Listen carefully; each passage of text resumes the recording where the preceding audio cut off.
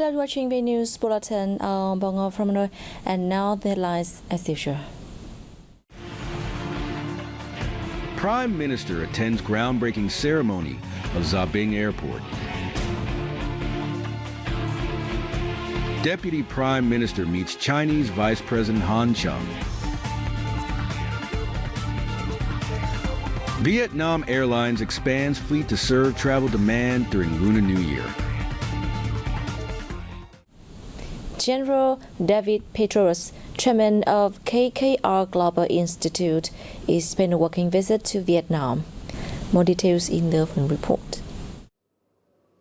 On the afternoon of December 10th, Party General Secretary To Lum hosted a reception for Chairman David Petraeus, who is also one of the co-owners of Kohlberg Kravis Roberts Investment Fund, KKR.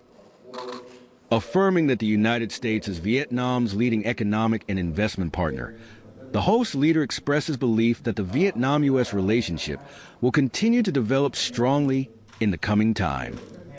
The leader suggested that U.S. businesses, including KKR Fund, continue to actively contribute to promoting bilateral cooperation, especially in economic, scientific, and technological cooperation between the two countries.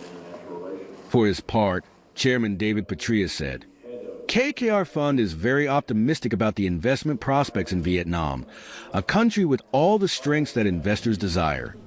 He affirmed that Vietnam's priority areas are also KKR's investment focuses, such as telecommunications, green energy development, data centers, and climate change response.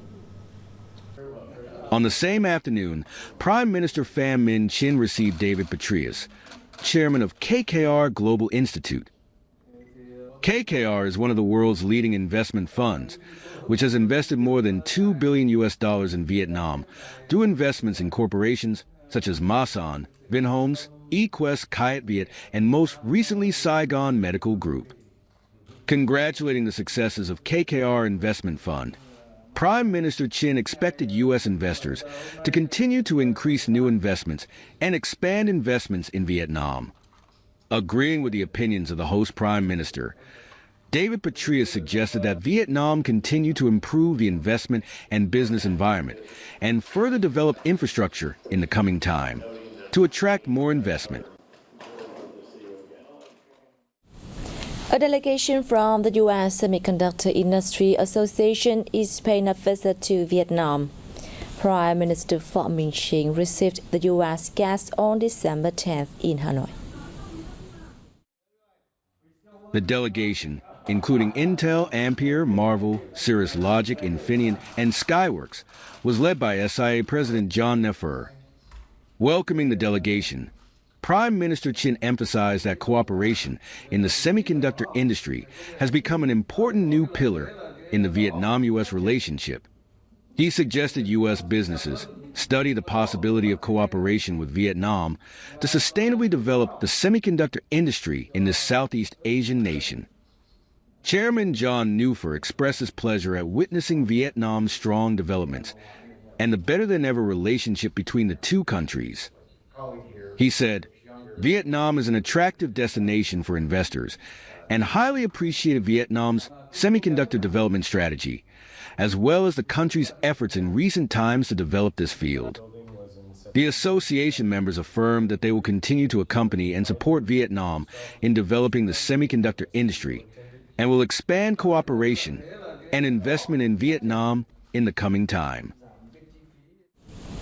Prime Minister Pham Minh Chinh attended the groundbreaking ceremony for the Zabing Airport construction project in Bắc Ninh province on December 10th.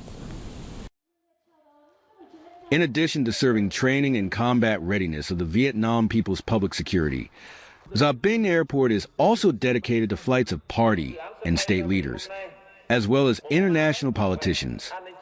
In the first phase, a 1,500-meter runway will be constructed, covering an area of 125 hectares in Xuan Lai Commune and Zabing Town. The project is expected to be completed within 18 months. Addressing the ceremony, Prime Minister Chinh said that the party and the state have always given the highest attention to the people's public security, alongside developing skilled and modern personnel.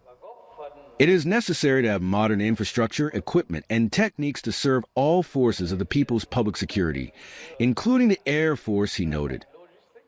Zabing Airport is a nationally key project with a particularly important role in the country's defense and security infrastructure, he noted, calling for accelerating the project's first phase.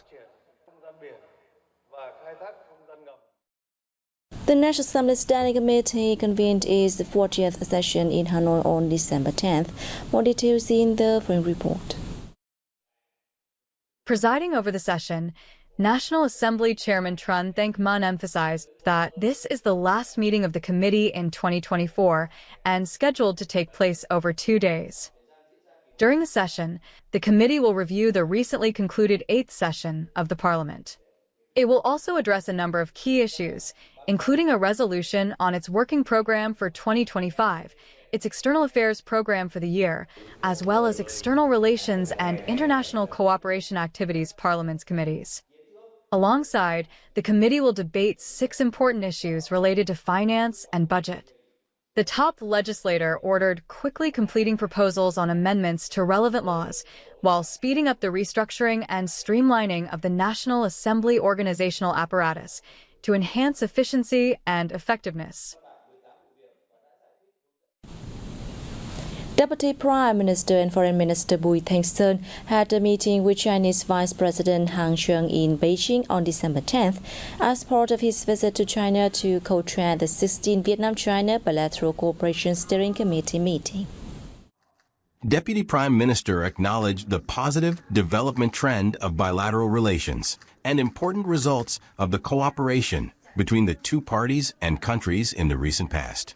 He proposed that the two sides increase the exchange of all-level delegations and bolster collaboration across the fields, particularly in connecting development strategies, transport infrastructure, and partnerships in economy trade, investment, culture, education, and tourism. For his part, Vice President Han Zheng highlighted the importance China places on its comprehensive strategic cooperative partnership with Vietnam. The Vice President appreciated the guests' proposals and affirmed China's readiness to maintain strategic discussions at all levels and promote result-oriented cooperation in all fields. Discussing orientations for bilateral cooperation in the time ahead, the two sides agreed to direct their agencies and localities to coordinate and actively implement high-level agreements and common perceptions.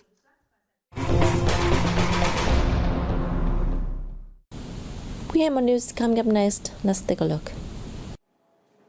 On the afternoon of December 10th, a delegation of the Vietnam News Agency, VNA, led by General Director Vu Viet Trang, held talks with their partners from the Yonhap News Agency, the Republic of Korea, which was led by Yonhap Chairman and CEO Hoang Dae-il.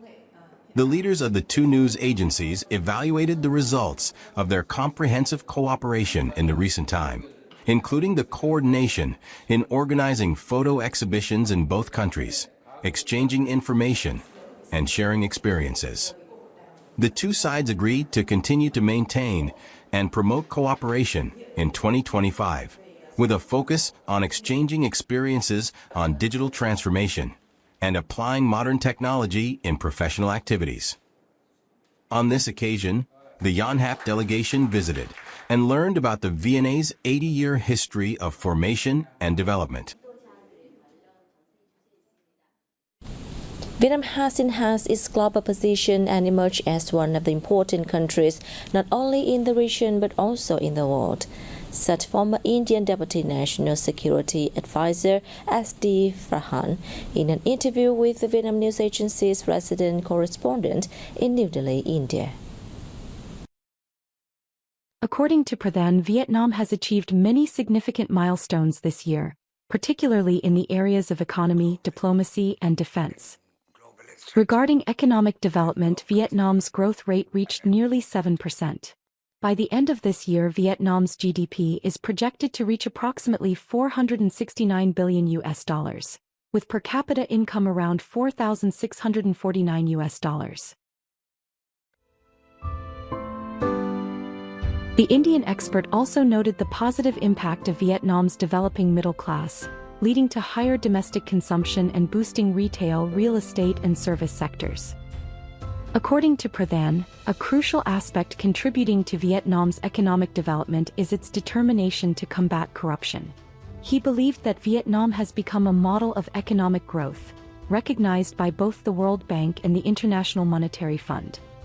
In terms of diplomacy, Vietnam continues to maintain the bamboo diplomacy, initiated by Party General Secretary Nguyen Phu Trong. To maintain the momentum of development in 2024 and achieve even greater successes in 2025, Pradhan believed that Vietnam needs to continue its policies in the economic and diplomatic fields while paying more attention to security aspects. Human Rights Day is observed every year on December 10th, marking the day in 1948 when the United Nations General Assembly adopted the Universal Declaration of Human Rights. Over the years, Vietnam has actively participated in human rights protection activities led by the UN and international organizations. The party and state consistently affirm that human rights are a universal value of humanity. Accordingly, human rights standards have been strengthened and fostered, contributing to steady improvements in people's lives. Every decision in Vietnam is driven by the needs of its people, with all development outcomes aiming to best ensure human rights. Since 2019, Vietnam's GDP per capita has risen by 25%, while its poverty rate has decreased by 1.5% annually. The nationwide preventive medicine network is closely linked with primary healthcare, and health insurance coverage has grown from over 81% in 2016 to 93.35% in 2023. Additionally, 85% of disadvantaged people with disabilities now receive social assistance, care, and rehabilitation services. The media, press, and internet have also flourished. According to the Ministry of Information and Communications, the number of internet users in Vietnam has grown to more than 78 million this year, up from just 20 million in 2008. This figure is expected to reach about 100 million by 2029. Vietnam's election as a non-permanent member of the UN Security Council, 2008, 2009 and 2020-2021 tenures, and as a member of the UN Human Rights Council, 2014, 2016 and currently for 2023-2025, reflects international recognition of the country's efforts to ensure and promote human rights. To meet the increasing travel demand during the upcoming Lunar New Year date, Vietnam Airlines has received 3 new aircraft in December, which will provide over 100,000 seats for the peak travel period in the largest festival in a year of the Vietnamese people. Vietnam Airlines received an Airbus A320neo on December 7th and a Boeing 787-10 on December 8th, and is expected to receive another Airbus A320neo by the end of this month. The new aircraft will bring the total fleet of the national flag carrier to 103 aircraft in 2024. Specifically, the airline's wide-body fleet, which includes Boeing 787-9, Boeing 787-10, and Airbus A350, now consists of 31 aircraft. A representative of Vietnam Airlines stated that the newly received Boeing 787-10 will primarily be used on domestic and Northeast Asia routes, while the Airbus A320neo aircraft will serve only on domestic flights. And that's wrap up our news bulletin. Thanks for watching. See you next time.